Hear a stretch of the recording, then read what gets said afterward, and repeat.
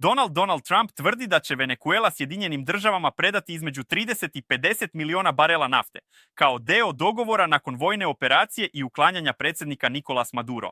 Nafta, vredna oko 2,8 milijardi dolara, bit će prodata po tržišnoj ceni, a novcem će, kako kaže Trump, lično upravljati Bela kuća, u korist naroda Venezuele i Sjedinjenih država.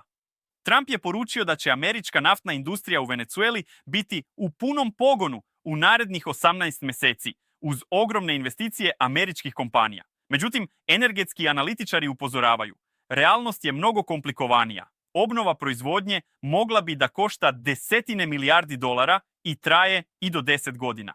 Venezuela ima najveće dokazane rezerve nafte na svetu, ali njena proizvodnja godinama opada. Nafta je teška, skupa za preradu, a trenutno samo jedna američka kompanija ima operacije u zemlji.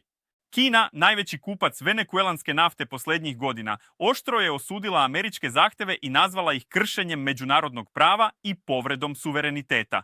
Trump, međutim, ostaje jasan. Više nafte, niže cene i američka kontrola. Pitanje koje ostaje, da li je ovo ekonomski plan ili geopolitički presedan?